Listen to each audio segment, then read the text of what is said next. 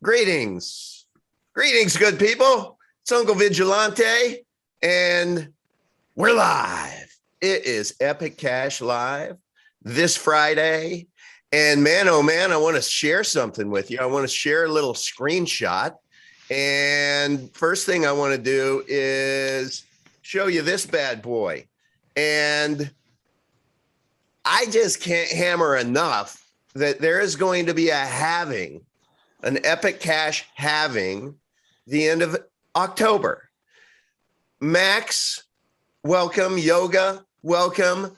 Would one of you step up and explain this chart so that people can actually focus? Because I looked at it and I know I don't know anything, but what I see when I see those halvings are price action happens after halvings.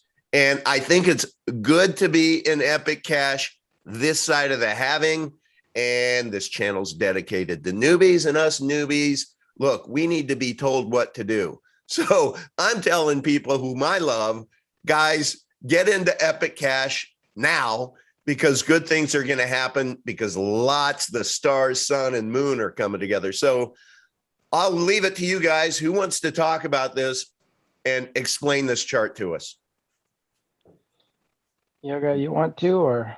Well, I can, yeah, let's talk about it. I mean, halvings are a natural occurrence in, like, for example, Bitcoin ecosystem. And what it is it's a mechanism that controls scarcity. I mean, ultimately, the emission is capped at 21 million with Bitcoin, and Epic matches Bitcoin emission. Since we started a little bit later, we have a little more emission in the beginning, and then at a certain point, we achieve singularity, where we actually just tail into the Bitcoin emission schedule and kind of go from there. So scarcity is one of those things that gives crypto value. It gives, well, it gives any resource value. If the resource is scarce, it inherently has value. And the obvious thing is the block rewards get cut in half. So, if currently, our block reward is 8 epics, and before that it was, double that, exactly. Yeah, well, that's why they're called halvings. So the next one, again, it'll be 4 epics block reward, and that's coming up here. So that means that there'll be half as much epic mined, and half as much epic, coming to market from miners who are selling. So the scarcity belt gets tightened, and again, this is by design. This is as opposed to the money printer going burr, and printing more and more. This is the exact opposite, of that, because again, we're trying to, we're preserving the value for the people who are investing in this. And what's cool about crypto is that the rules that govern it, people just can't mess with it. That's what makes it believable. So just to be able to draw a parallel, back in the day when Bitcoin started, every 10 minutes, miners could get 50 BTC were created every 10 minutes. So you had people who were early adopters that got in, and when they cracked the block, they would get 50 BTC, or they would get some BTC based upon them cracking the code, so to speak. And then at this date, which looked like 11/28/2012, there was their first halving. So that meant that those 50, now the miners are competing for half of that amount, 25. Yep. And then 12. And keep in mind, sorry, just to add the spice a little bit here, okay? Because I remember when that happened, and it was like a pay cut, okay? It was a very tangible pay cut, to a miner, okay? Because the other thing that happens is, with more people coming into the network, the difficulty goes up. So you're working much, much, much harder, and for a lot less. Yeah. So, and just to dumb it down for me, what I am starting to realize is that, like, during this period, you have a lot of BTC created, right? And so you have a lot of miners who can create coins. They're getting those at basically zero basis, less their cost of energy and time to be able to mine them, but then they can go in and just dump those coins, which kind of keeps the price down because you just have a lot of miners coming in needing to pay electric bills. So they dump the coins. And whenever you dump a lot of coins, the price is suppressed so that when it's halved, you have the miners have half the inventory to be able to go pay their own bills. And so naturally what happens, you can just see it right here, is look at that price action. And then let's go over here to the next halving. Okay. The price action went up again. Took a little bit longer than it did here to have that drastic one, because I think these people got used to working with less, but you had the same dynamic. And so you're going to have the same dynamic here. So it really becomes math. This is where TI, technical, what is it? Investigate. I don't know what the I stands TA. for. Well, there's TA, technical analysis, you know, et TA, cetera. sorry. Yeah, TA. But the message being here is Epic Cash is right here. If you just think about it, that's where we're trading here. If you want to do an analysis, because Epic Cash is Bitcoin perfected. We were able to take all of the known flaws of Bitcoin, and with 10 years of advanced technology, we were able to go in and say, if we had to do it all, if Satoshi had to do it all over today with this technology, how would he do it? And Max, Yoga, and your dev team did it. That's what Epic Cash is. It is Bitcoin perfected. So it's not if, it's when Epic Cash ultimately goes into parity with Bitcoin, because it's going to be better and it's actually long-term going to be more valuable. This is me saying that, than Bitcoin.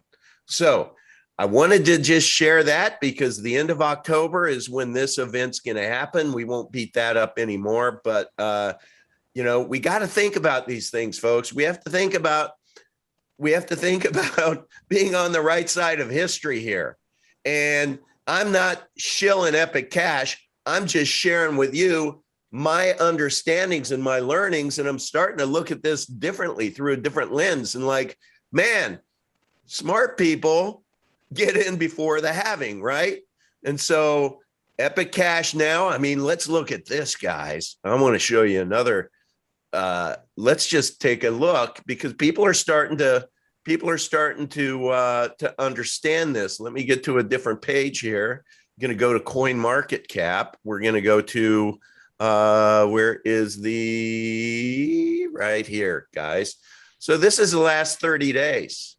And I don't know about you, but as a newbie, you know, I'm no maven, but I think the beginning of September, it was right around here. And I kind of like that trajectory. It looks like 7-day low is 29.5 cents and the high is 52 cents. I kind of like those numbers, and momentum breeds momentum. And, you know, I am getting a ton of DMs from people that are like, how do you buy Epic Cash? Everyone go to t.me/Epic Cash, please. Max, what do you think of this chart? What do you have to say about this? Because I know you don't like talking price, so, but I like looking at it. So humor me. Yeah, so a couple of things. I'd like to note that scale, or that chart, is log scale. So if you can put the BTC chart up again. Okay. Bear with me. Stop share. And let me go start. And I have no idea what you mean with log scale. So you see on the left-hand side how it says Bitcoin price log scale? I see Bitcoin price log scale here. On the left? On the left wall. Oh, right here. Axis? Yes. Okay, yes. so if you look at a chart of the price of Tesla stock from Yahoo Finance or something, it will not look like this. It goes from 10, if the top of the chart is 100, it goes to then 200, whereas that same interval here is a factor of 10. So this is a log scale chart. If you represented this on a linear chart, it would just be like an exponential. It would look like an up and to the right explosion, and it would be a meaningless metric. So in order to tease the signal out of the noise, what we do is to look at it in log scale. And so I look at it as concentric circles. The bigger these networks get, the bigger they can get. And so level 1 is going from 0 to $1. Level 2 is going from 1 to 10. Level 3 is from 10 to 100. And then 100 to 1,000, and so on and so forth. So if you look at it that way, BTC is 60% through level 6. It's gone through 1, 10, 100, 1,000, 10,000, and it's 60% of the way through 100,000. Epic is the hardest money ever created. We designed it to go to infinity in price. That's what it does, unless something stops it. And that's where censorship resistance comes in. So as we've seen in BTC, the design of disinflationary scarcity, which means that the emission goes down by half every 4 years, which Epic is the exact same of as after the singularity 7 years from now in the summer of 2028. That scarcity profile is exactly the same. And so people marvel at the price of Bitcoin going up. And for years, I've been saying, well, no, it's kind of like an optical illusion. The price of Bitcoin is going up, yes, because more people are using the network, but also the value of the dollar itself is going down because so darn many of them are being created. The money printer is going burr and it's smoking and overheating, and they're figuring out ways to add more zeros to it so that they can increase it. What we're going through now is a repeat of what we saw in the Weimar Republic in 1923, or Zimbabwe more recently, or Argentina, Venezuela. The fiat currencies have gone to zero in inflationary collapses over 400 times in the 20th century. And there's never been a single fiat currency that stood the test of time, because we've known since the time of Plato that democracies are in trouble when they discover the ability to vote themselves largesse from the public treasury. And so Bitcoin is the antidote to that. The monetary policy is beyond the machinations of men. There's 21 million, and that's that. And so if you know that there's only going to be 210 Epic per day created for 8 billion people on the planet in 2028. So you're not just buying a coin, you're buying a share, an ownership stake in this living, breathing thing, this internet of money that just has the capability to move packets of money, movements of financial energy around, like the internet itself moves packets of data around. That's essentially what Epic is. So the most appropriate place to look then here, if we're looking at 50 cents, then when Bitcoin was 50 cents, right? For them to go from 50 to $10 or $12, that happened in a blink of the eye. Blink of an eye. It's surprising. And so for me, I find the following statistic very important. If you look over the history of the 12 years or so that BTC has been around, that is about 4,000 days of market performance. It's a 24/7 market, unlike traditional equities and bonds and stuff.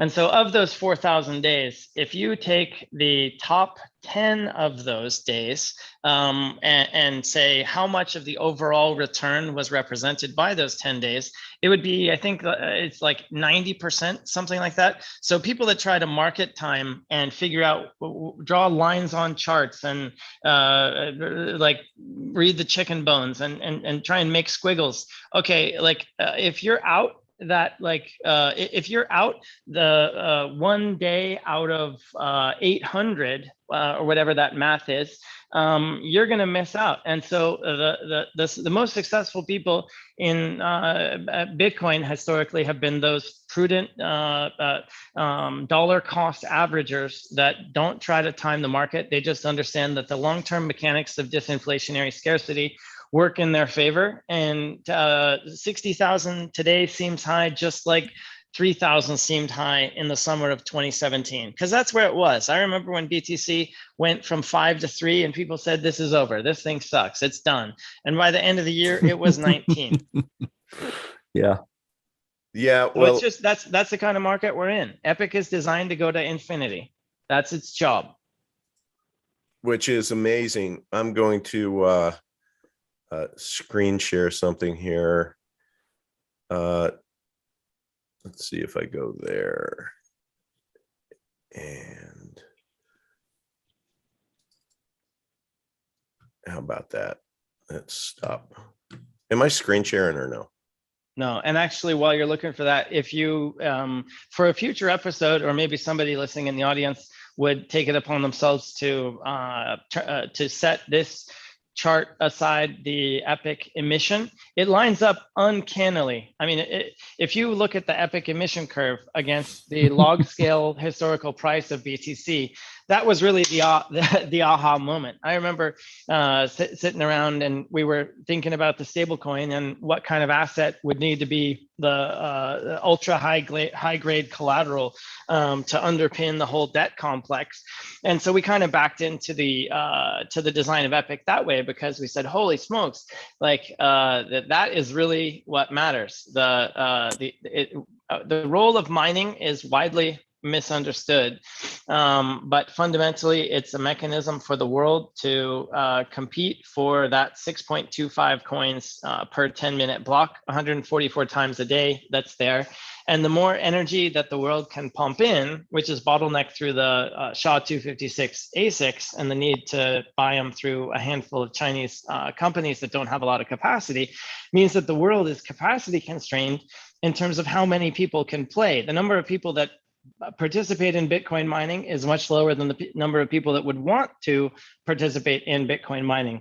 And so when we link up Epic to BTC and then get the mobile phone mining going, from a user perspective, it'll be indistinguishable from mining BTC on their actual phone.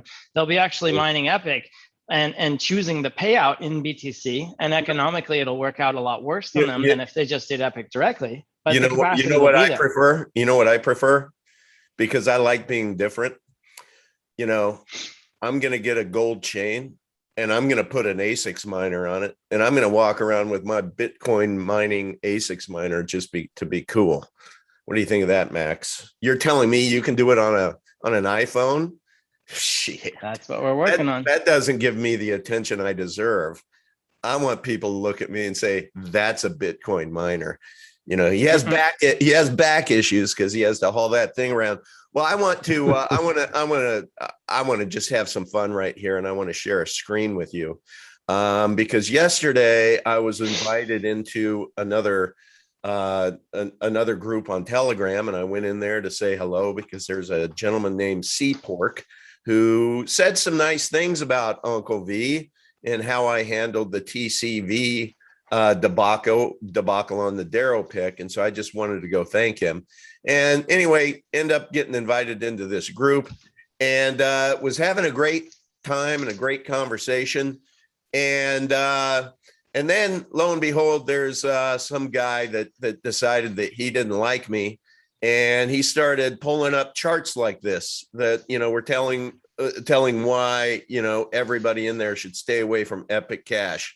And you know, I think I hijacked this from him. This was his chart talking about Epic Cash, and of course, he can reverse engineer anything he wants.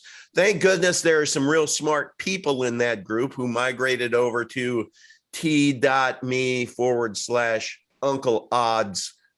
Uncle Vigilante Lounge and Epic Cash and Epic Cash Trading and Epic Miners, to be able to come over there and see that the people who are doing the chart analysis now and we're talking about, you know, why you shouldn't buy Epic. Sorry, but they don't know shit. I don't care. I've been at this for a long time with the benefit of you two talking to me about it. So I want to take this opportunity to say, C Pork, you're awesome. I really value you and appreciate you. And Pirate J, I appreciate you. You're awesome. And I just don't suffer fools. well. And so out of that group, and I know Yoga, you blessed the group for a little bit and dropped some knowledge, and people just don't like talking to people who have good answers that challenge, what they think is their foundation. So I'm going to leave that, stop sharing that. And I want to quickly give a shout out to Enrique, who came on the show Wednesday night. If you haven't seen it, please go back. This kind of tees up Yoga, what I know you want to talk about, which is inclusivity. And Enrique just did an amazing job. This is a guy who was legitimately for 2 years made his living as a cryptocurrency trader and did really, really well. As a matter of fact, I met him in the Cryptonaires Lounge, which is a lounge for people who've done really, really well in crypto. The only reason I'm in there is Dustin Plantholt, who's the podcast host for Bitcoin.com. He came on my show. He liked what we were all about, and he invited me in there just to say hello to everyone. That's where I met Enrique. And then that's where Enrique learned about Epic Cash. And he's a smart dude. So he came over and he started learning everything about Epic Cash. And he has since exited almost all of his position and is all in on Epic Cash. So please watch that interview. It was fascinating. My announcement is this: every Wednesday night from 7 to 9 p.m., or it can be 7 to 8 p.m. We don't have to go 2 hours. I'm going to have on new community members within the Epic Cash community. This coming Wednesday night, it's going to be the Women of Epic. Yeah, this is an inclusive bunch. And it is so cool how you have different groups that get together that have aligned interests, and they figure out how to create value, how to add energy to the blockchain. So please mark your calendars and come see these wonderful Women of Epic. With that, Yoga, I know you wanted to talk about inclusivity. Can I jump in for a second please. before you do? Okay, please. So I'd just like to recognize Lydia and Donna are just absolute rock stars. They're working on email campaigns. They printed up stickers. There's shirts in process. I mean, they are on it. They are on fire, and they're bringing in entirely new demographics. There's a ladies of Epicenter group that I see new faces in all the time. So welcome Renita, welcome Kim. Imagine if the 1,200 people in our main channel, who I'd say probably skew 96 to 98% male, brought in a sister, a wife, just anyone to balance it out, and then we gain a new level of strength. As we saw earlier, we need to progress through these waves of progress, and there's no reason that we need to take as long as BTC did, because everything that applies to BTC in terms of infrastructure applies to us as well. It's not like they're monogamous and said, we're never going to do any other blockchain. They don't care what color the cat is. They just care whether it catches mice, and our performance is better. So we'll get there. So just everybody who's new, thank you. Everybody who's stepping up and providing a warm welcome to all our new faces, thank you. Now's the time to get involved. We're proceeding with the distribution of the first tranche of ECR tokens. There's 120 people who will be receiving about 2.5 million of them. It's up on 3 different layer 2 Ethereum dexes: HoneySwap on XDAI, QuickSwap on Polygon, and WanSwap on WanChain, and we're working on more. So as the token gets out there, people will be able to do farming and trading and all that DeFi good stuff, and we're distributing them out based on contributions. So if you have been involved and want to do more, or haven't done anything and want to start, send me a DM and we'll get you plugged in. Hey, with that, I think you need to, if people go to, it's the ECR community. Let's just talk about that a little bit. It is t.me r_ECR. So that little underline button, ARRR_ECR. Can you explain what that is? And please, Max, I think there's a little bit of confusion out there. I've had some DMs saying that, where do I get my 10,000 ECR because I'm a pirate? And explain. No, this is dead serious, because I don't want to lead anyone on. And if people are thinking that, just tell people how this works. Okay, so we have set aside a budget of 10,000 ECR to distribute to as many of the pirates as want to come and be a part of our journey. So right now, anybody that shows up to that group and gives us their Polygon or WAN chain address, we'll send them. We're currently giving 5 tokens out, just as like, here, welcome.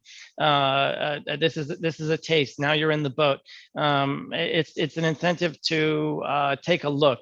And so the 10,000 is the overall budget that in the fullness of time will be distributed to the R community. And right now we're just doing it one-on-one because the numbers are small, as we're working to automate distribution through Telegram bots and things like that. As we get that machinery up, we're welcoming people one by one, and they're adding their energy, because ultimately we want the word to spread within the pirate community by pirates that are already there, not as with us as interlopers going in there trying to shill or anything. That's the ultimate aim, is to coalesce that fraction of people that are receptive to the messaging of them plus us. So Max, and so yeah. Max, if by my estimation, seeing the number of pirates that are already in there, that maybe we have 50 pirates who came and gave their addresses, so they each get 5. So that's 250. So let's say it stopped there and we didn't get any more, right? And then there's a total of 10,000. So that is 9,750. So at some date where we're going to stop accepting new pirate addresses, that 9,750 will be divided amongst all of those pirates. Right. And so let's say that that's 50. So those are in there now, each would get 195 ECR. So the idea here is the more pirates, the better, because the more R holders who understand that Epic Cash is not an either or to R, but a both and you realize the positive attributes of Epic Cash. I am a holder, a big bag holder of both, and I'm going to keep it that way. I love me some pirates, so this is not either or, but I want other pirates to take advantage of this. This is free ECR, and these ECR tokens one day are going to be a monster, I believe. Not investment advice, but you can't beat the cost of entry, which is free. All you have to do is go into it's t.me/ARRR_ECR and just go in there and put your Polygon address in there, and you're going to get 5. And then at the end, when the whistle blows, whatever's left, it's going to be divided amongst the number of people who actually gave their address, and that's going to incrementally give you more. So it's a big deal, but no, not everybody is getting 10,000 ECR because you have an R address. I just wanted to clear that up. That's very important. Okay, sorry. That interrupted your inclusivity. And before you start, which you are going to start within the next 30 seconds, I just want you both to think about a couple of questions that have been asked. We're not going to answer them now, but I would like to by the end. What does the future of anonymous coins look like? What if the government's ban or not allowed to list on an exchange? So that's one we're not going to answer now, but I just wanted to acknowledge that we'll get to it. And then another one from Ryan. Any update on V3 mobile wallet? It's just too complicated to transfer from Vite to official wallet. I'm probably the lone dummy on this call, but I love Vite and I've kept all of my coins on Vite. I know I need to get them off, and I'm kind of waiting on that wallet too. But let's talk about that at some point in time. And Battery is saying Polygon address. Since we were just talking about R, What is a Polygon address, Max? So a Polygon address is just like an Ethereum address. It begins with 0x. If you use the same seed words, you'll get the same address. But essentially, Polygon is a layer 2. It's a side chain network that connects into Ethereum and shuttles tokens back and forth. Essentially, it bundles all the transactions in its network and runs them together onto the Ethereum layer 1 chain to save. It's kind of like a Groupon of blockchain gas is kind of a way to think of it. So sending an ERC20 recently on layer 1 would have been $50 in gas. I think it was 400 Gwei, something like that. And layer 2, you're talking about fractions of a cent. So layer 2s are the scaling roadmap for you Ethereum. Get it. You have to have MetaMask. So you have MetaMask. And if you have any questions like that, because we're going to leave from that, but just go to t.me/RARRR_ECR. They'll answer any question you have about that, how to be able to get it. So please go there. Okay, Yoga, I am so sorry for that long-winded pre-inclusivity, but go. Can I talk now? Really? You want to give people a couple of minutes to dry off after half an hour of fire hosing from you guys? Go. 3, 2, 1, go. All Yoga. right. All right. So folks, actually inclusivity, yes, sure. Epic recently, I mean, we always try to be inclusive and we always talked about being inclusive. And it's funny how in recent years, the term inclusive got painted in a particular color. And it kind of pisses me off, actually, because somehow the narrative got hijacked, just like with Bitcoin, actually. Something that was kind of a cool concept in the beginning got taken over. And at some point, inclusive became equated to being woke, to being, to being, you have to, if you're not virtue signaling, then you're somehow an enemy or you're somehow behind the times or whatever. And to me, growing up in Soviet Union, even, inclusive, it didn't mean woke. And when I came to America, inclusive didn't mean woke. If anything, inclusive is actually a liberating factor. It's not a thing that forces you into a behavior pattern. Inclusivity meant acceptance without trying to change people. Inclusivity is actually, it's more of an indifference, really, to non-unifying factors. In other words, look, I'm into Epic, you're into Epic, she's into Epic, he's into Epic, and I frankly, don't give a shit what else you're into. It's your business. Mm-hmm. Okay, I know that doesn't sound very yoga and very Zen, but if you think about it, it actually is very Zen. Is the inclusivity that I'm talking about is we don't infringe on individuality or group dynamics. We don't come into a group and change the people or the group. Okay, all we do is we simply offer more opportunities to everyone in creation of unconfiscatable wealth. That's kind of it. It's a very simple thing, but somehow it gets twisted that. And we had a couple of drive-bys, and I love the internet and I love crypto projects, especially because the amount of entertaining trolls that come out of the woodwork is dazzling. The funny thing, sometimes these people are just trolls, in which case, it's like, okay, they're just kind of haha. But sometimes they actually believe in the crap that they're saying, and that gets a little, concerning. But when people come in spouting, racial slurs, or they come in, showing off their misogynism or their other intolerance to other groups, it makes them pitiful, really. There are a lot of people are just seeking a stage to display seek mm-hmm. validation, and they're showing off their insecurities. And this is not what Epic is about. Epic is really about all these different groups having an overlap in their value. It doesn't mean that, you spend Epic. It's just like, look, it doesn't mean like if you're spending dollars, it doesn't define you as your persona. Okay. dollar is a tool, yuan is a tool, ruble is a tool. It's the it's the killer app, as someone much smarter than me said. Money is the killer app, and Epic is the killer version of money, and that's it. People try to pin it to some kind of a deeper ideology. Well, that's fine, but to each one of us, it means something different. And just because it means something different to you, Uncle V, or to Max, I'm not going to tell you guys that your vision of Epic should be the same as mine. You know what? You saying it like that, and I think about those Venn diagrams, the overlap.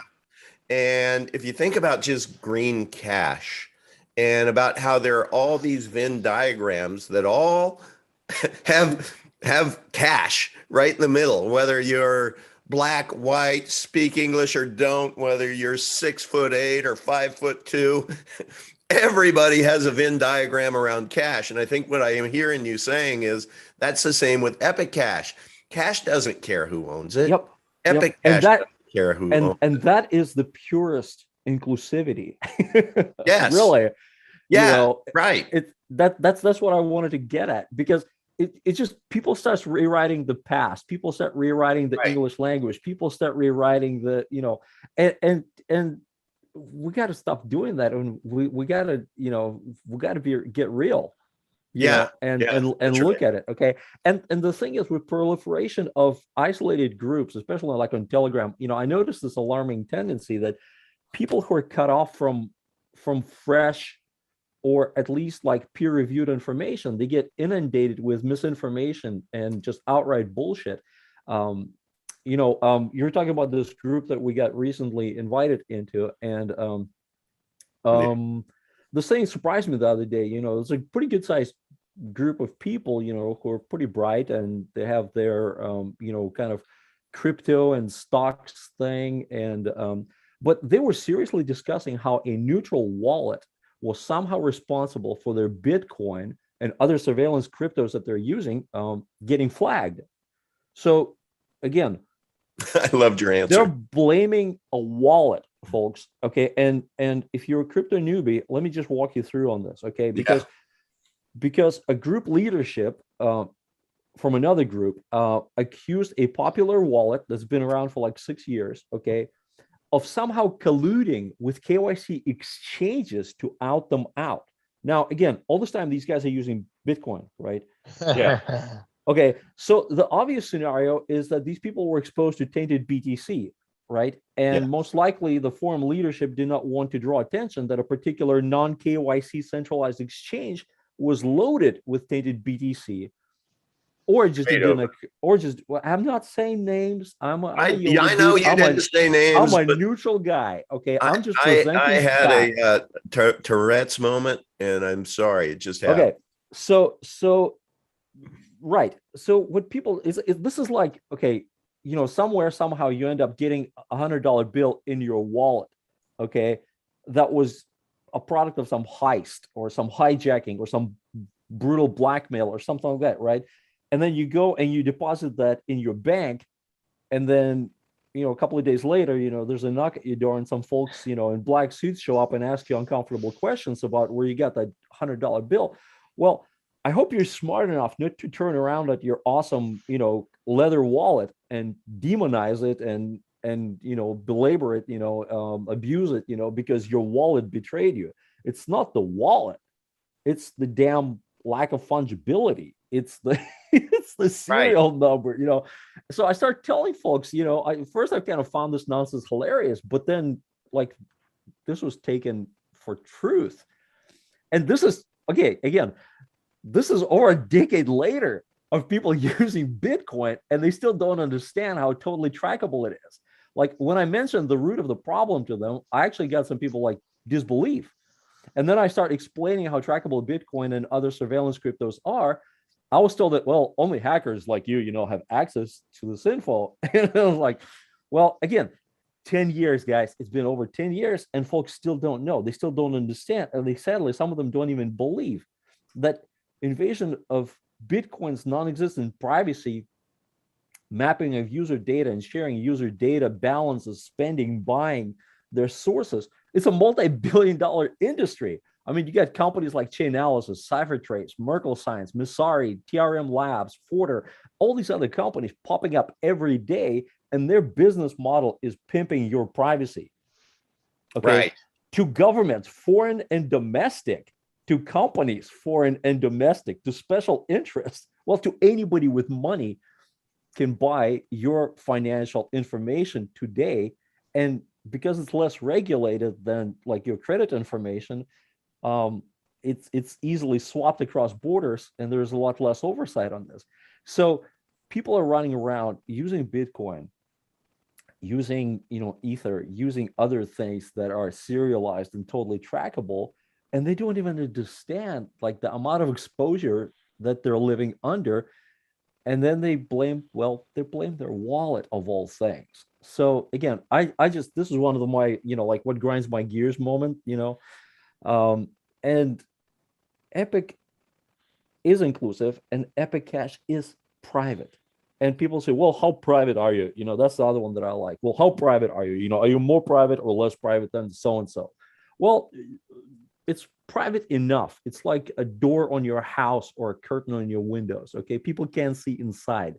Can they hammer that door down? Well, sure. With brute force attacks, they can accomplish attacks against Monero, against Epic, against whatever.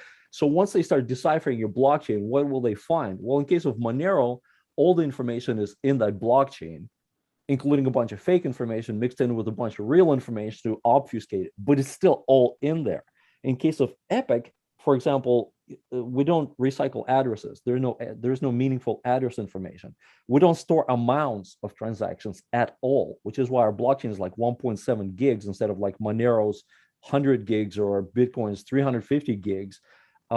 It's tighter. It's more private. It's more elegant. It's tighter. Anybody telling you that their privacy is perfect, okay, like ZK guys, or Monero, or anybody, okay, they're full of shit.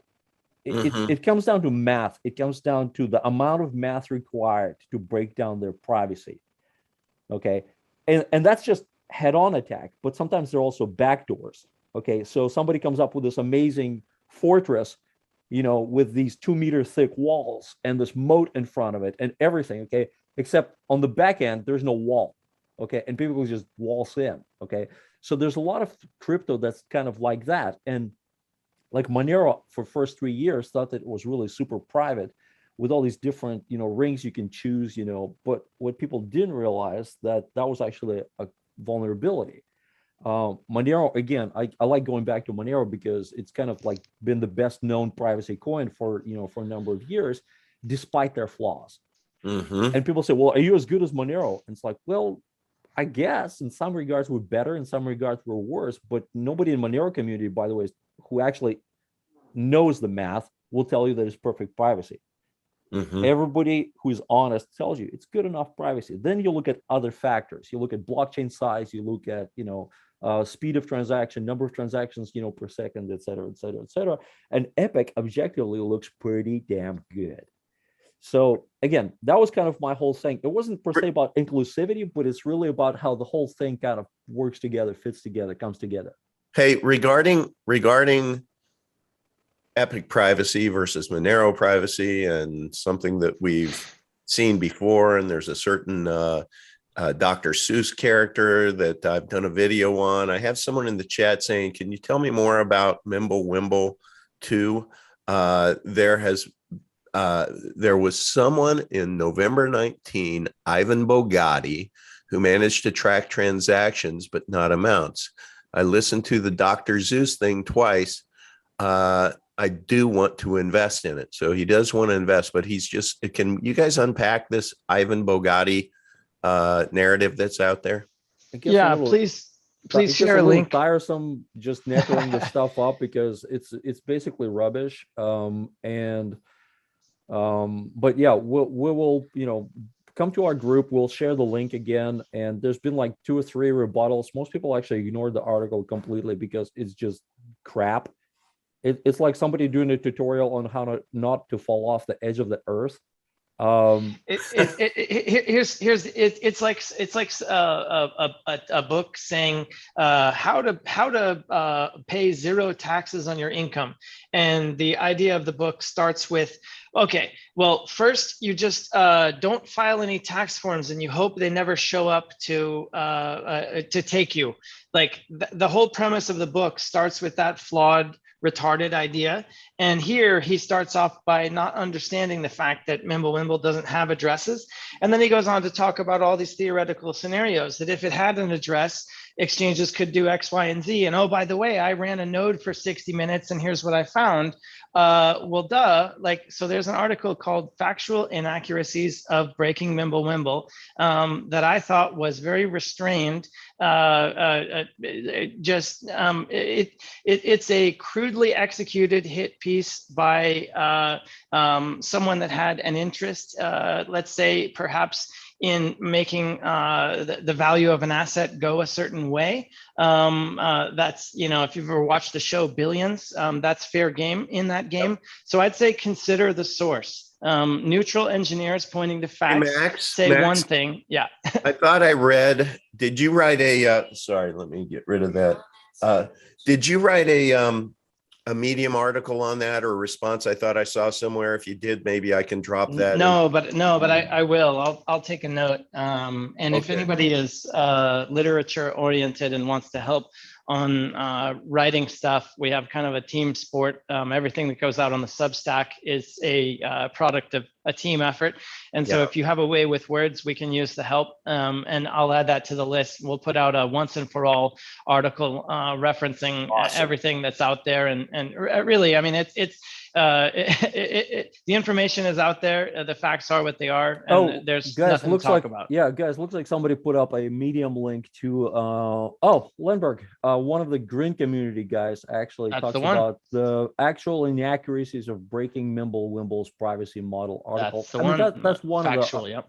Yeah, that's one of the articles that talks about it. Can you drop it in the Zoom chat, and then I'll copy it over to it's right now. Somebody put it up into your into the chat, into the YouTube chat. Holy shit. Where am I seeing? I'm not seeing that. Business Neom, somebody named Business Neom. Okay. And I'll pull something together, just a brief like recap that we can point to for newbies that don't want to have to dig through a bunch of dry documents. But I just like to say, while you're looking for that while we don't emphasize the privacy feature, because if you're talking, it's not in here because when people post links, it doesn't show up. How do you see it? Because I'm an admin on your.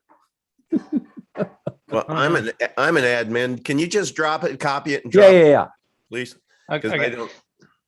So Sorry. if you, I'd like to invoke an example. If I go into a car dealer and I bring a shoebox full of cash, that is suspicious. If I bring a cashier's check, that is not suspicious.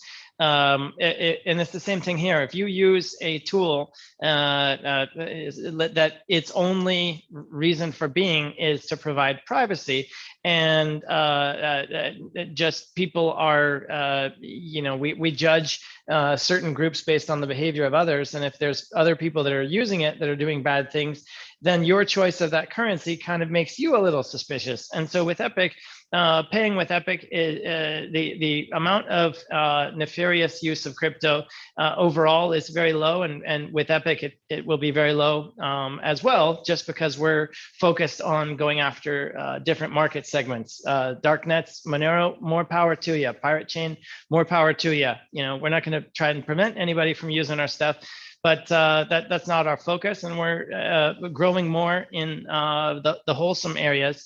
And so by using Epic, you're not attracting additional scrutiny to yourself, which gets back to you may have like a great wall in the front of the castle and a moat, and it looks really intimidating, but then it's a Potemkin village. You go to the back and there's nothing there. So zooming out shows you the fuller story. Medieval castles in Europe were very secure in their time. And then advent of artillery and other, aerial bombardment and stuff made them obsolete. And so I think that's what we're seeing here. Epic is just simply useful money that has privacy as a feature rather than its defining identity. Okay, got it. And thank you. Somebody, I was able to get it in. It is in there. So it's weird that it didn't show up. So factual. And by the way, guys, look, if you want to, and this is one of those things where you can just take my word for it, or you can do your due diligence or whatever. I really don't care. But the bottom line is, if you want to spend some time digging into flaws of math, it also helps to have a certain math background. Okay, otherwise you just go around, with your mouth open, listening to people spouting, mathematical stuff. But on the Monero side, I was part of Monero community for like 5 years. Okay, and on the Monero side, there are a lot of brilliant, PhD level guys who are like deep into math, and those are the guys who will never tell you that Monero math is perfect. Okay, there's a whole series, very objective series called Breaking Monero, where they examine various vulnerabilities and potential attack vectors, and it really comes down to practicality.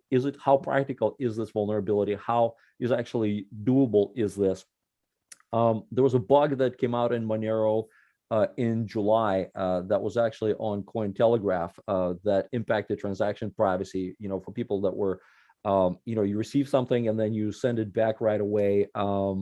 It created an unforeseen potential for exploitation and losing your privacy.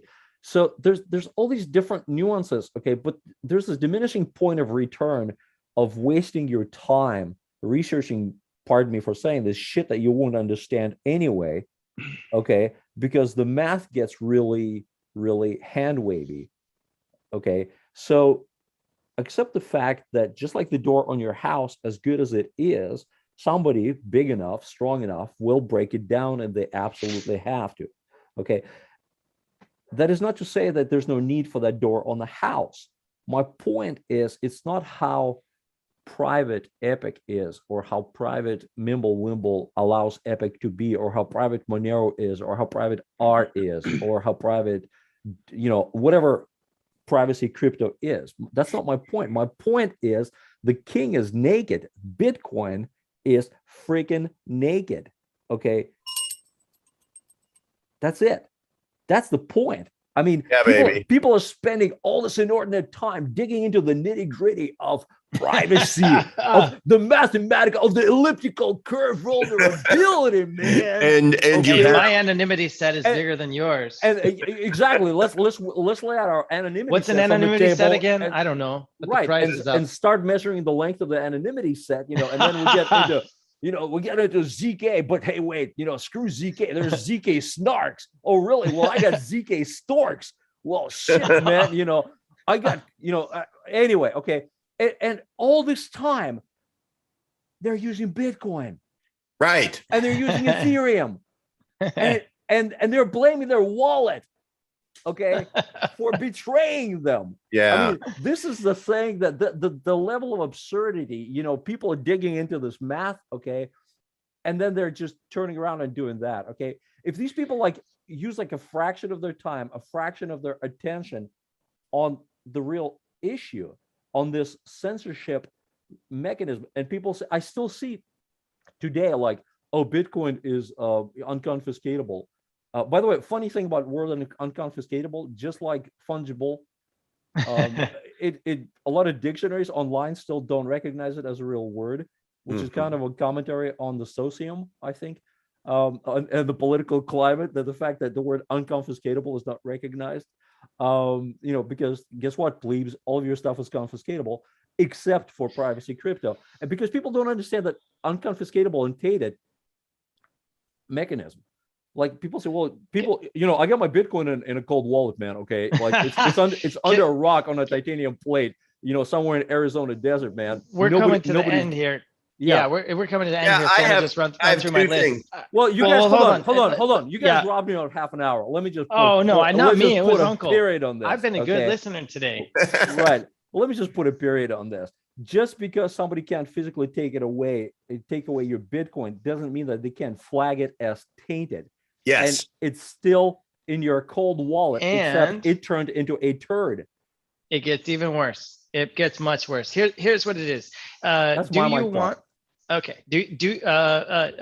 There's a great link. I'll do another Substack post on the dangers of people being able to link your cold wallet address under a rock to your metadata that you leaked through all these different ways: KYC exchanges, your IP address, your browser footprint.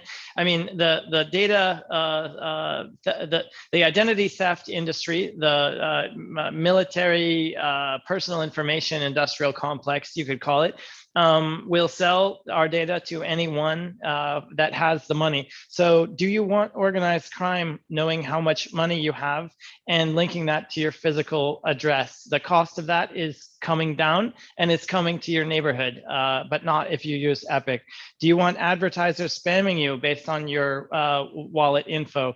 Do you want your landlords knowing that they can raise the rent? Do you want your health insurance company discriminating against you? Amazon has a patent on price discrimination. When they know that your crypto habits indicate that you won't shop around, they can charge you a higher price for the product. Do you want your tax agency to know every movement you make instantly? They're quite open about putting restrictions on people's crypto. And I think just as George Orwell said, imagine a boot stamping on the human face forever. I think El Salvador's vision of Bitcoin is really, it needs to be brought into sharp relief to decide as an industry, is this what we want? In the El Salvador vision of Bitcoin, the government controls your money. They decide what you do with it. They apply taxation directly to it. If they have a balance of payments issue, they will decide when you can let it leave the country. And I could go on. It's a KYC, government-controlled, centralized, custodial vision of the future. And there's no path for getting around that in BTC. The path is that. Lightning Network is that. And so if you want Bitcoin, we have Epic for you. If you want what I just described, then BTC is for you. And by the way, BTC is $50,000 and Epic is 50 cents. There's the scope for 100,000x here. So can you afford not to have at least one coin? I mean, like seriously, we've been talking about it till we're blue in the face. Can you imagine if each person just got a hold of one coin? There's only 11,000 a day that are created. You know, at a certain point, you kind of have to go, well, what are you waiting for? You can't come up with 50 cents? That's halved in a month. And I want to take a quick peek at this and wrap things up, because there's two other things that I want to talk about. Again, why you want to be in Epic now. One is inside baseball. We are about to be on a meaningful major exchange that's going to bring about 5 million people to the Epic ecosystem. They will know we exist. So you go do your own research on what happens when coins get on a major exchange. The other thing is there's going to be a snapshot at some point in time in the future that based upon how many Epic you have in your wallet. Max, would you give any inside perspective? I know we can't talk about exact timing, but people should just at least know about this. Can you wrap up the show and just talk about that? Sure. So just as we did the first snapshot on February 28th, that determines the initial state of ECR ownership. Initial supply of ECR is 25 million, and 11 million of those, are about 44%, I think it is, go to Epic holders. Those we're working on releasing just as soon as we can. We're as eager as you are. So that idea of bringing a new network into existence as kind of a spin out or a spin off, another branch on the tree. ECR based off of Epic is the first iteration of that. And the next one is something called ECK. You could think of it as a chaos net. Many are familiar with Kusama in the Polkadot world. That was our design inspiration. ECK is basically advanced features of Epic. It's going to run 10 algorithms, including not just proof of work, but proof of space-time and maybe even proof of history. Solana had a bit of a hiccup, so we're taking a look at that. But basically, we're bringing in people that don't have even a CPU, but they might have some disk. to contribute. And it's our playground to experiment and be able to innovate and do it safely, and then bring those features that have been battle tested for however long with real money into Epic safely. So it's a big step up in quality assurance. And the initial state of ECK ownership will be 1-to-1. We don't know the timing yet, but basically, if you own Epic, you're going to come away with the lion's share of what's there to be had as ECK begins life. And also, if you own other privacy crypto, R, Firo, Grin, Conceal, we've got a whole list of them. We've got an allocation for that as well. So that's ECK, and the snapshot is coming up. And then, since you let the cat out of the bag, we try to hold ourselves to very high standards. And if we were a public corporation, we'd have certain limitations on what we could say and how we could say it. So in the interest of full disclosure, we sent the payment to list Epic on an exchange called Bitmart that about, I don't know, a dozen or so people within the community have worked on. Hat tip to Islo. Operation Safe Sex is what brought us here, Safe CEX, for centralized exchange. And that gets us a one-hop connection to 300 altcoins, 5 million customers. They accept USA people, they accept institutions. They're full KYC compliant and have invested $10 million in licenses for all the different states and stuff. So it's basically an upstart Kraken, and it gets fiat. So as Epic revalues and you want to take some chips off the table, we don't know what the price is going to be, but I have a hard time believing that doing that will make it worth less. So let that factor into your decisions. I would encourage people to look at what percentage of the 21 million coins or shares that are out there of this beautiful special network you can afford. It costs you 50 grand to get 21 millionth share of BTC. It costs 50 cents to get that same 121 millionth share of Epic. Being able to go one hop into fiat means money can move in and out. There's a tiny straw at VTEX that does a few BTC a day, and that's all the capacity it can handle. This exchange moves around 2 billion a day. So it's just like a 480 volt electrical cable coming in. More value can move back and forth. So that's a major step, a major validation. Took us a lot to get here. And again, the bigger we get, the bigger we can get. So that enables us to level up to the different level. And if there's a demand, we can list ECR as well. The cost was very reasonable. We were receiving quotes of $350,000 on average. Most of those places are about 500 plus now, and that's just the start. There's other costs. We were very close back before the value overflow incident, and Bitmart came in at 50,000. So like I said, we paid them. They have the funds in hand. We're doing the paperwork and talking about the marketing and stuff. Because this was a fair launch, there's no war chest for Epic Cash. So we community funded it. This is all about the community. This is why this community is the best community on the planet, man. People rally, came together, and say, hey, listen, made it happen. It's worth $1,000 from me and a bunch of other people, because we know what it's going to do to our Epic holdings, when we get on an exchange that has fiat off-ramp, that 5 million new people. So again, guys, I can't stop evangelizing enough. The time to take Epic Cash seriously is now, before the halving, before Bitmart, before the snapshot. I mean, my God, please, please, please, I'm trying to help you. So with that, guys, you want to wrap this up? Let me stop screen share. Anything you guys want to chat about? Leave this. We're inclusive, yo. Like money. Be yourself and get some Epic. We don't want to change anybody. Okay, we just want to give people an opportunity to be the best themselves that they can be.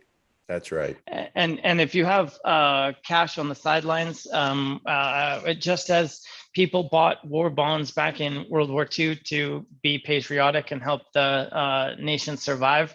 We're working on some similar things around the EIOU bond tokens.